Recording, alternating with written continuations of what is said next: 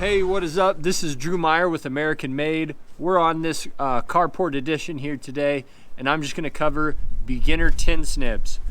What you need as a homeowner or a beginner to get going cutting J-channel, gutter apron. Just really a beginner video on what you need to get started and kind of your basic techniques. That way, if you're a homeowner, you can do your own repair projects on your house.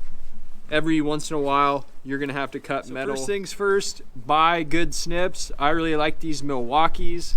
I like them because of the release is really intuitive. You know, it's one-handed, you just slide your thumb up. I do have a pair of Midwest, and you can see it's just not nearly as intuitive. I don't use snips all that much, so I'm not that used to them in my hand.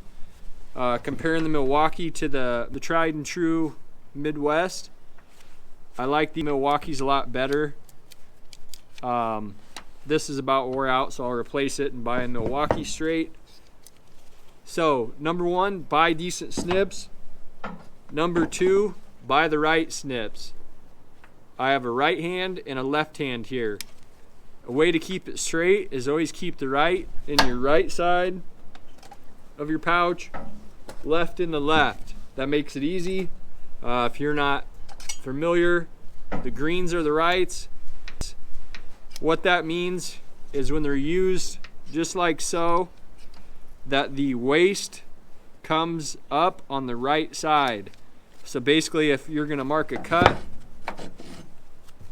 give myself a square line. And for doing this, doing metal work, you're definitely gonna want a micro square, or a trim square is what they call it.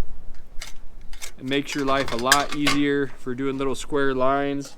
I'm using my greens.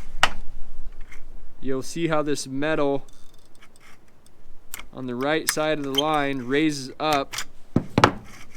Now, as I'm cutting, I'm not going like this and taking big snips. You just let the shears do the work. And if you really want a fine cut, you got to take little increments.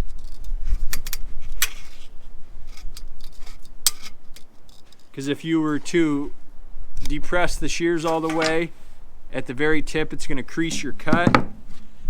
Now, also, tin snips are made to be used at the very end of a piece, maybe a 1/4 inch in. So let's say my measurement was right in here to cut, but I can't just go and cut. If I cut right on my line right here, it's still going to distort this. So I give myself a 1/2 inch, make a sacrificial cut. These are my left-hand snips. It's going to push the metal up.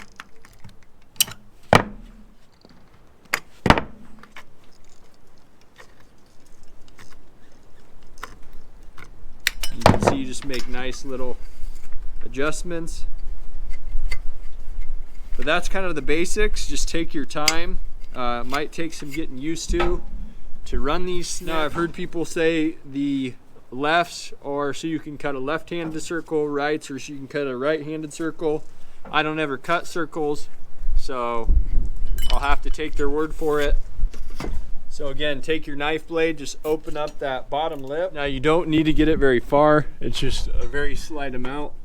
But that way, I'm worried about when someone walks in, that way this piece overlays and it kind of disappears. As long as it's just like how you lap siding, it'll kind of minimize that transition as far as the shadow lines.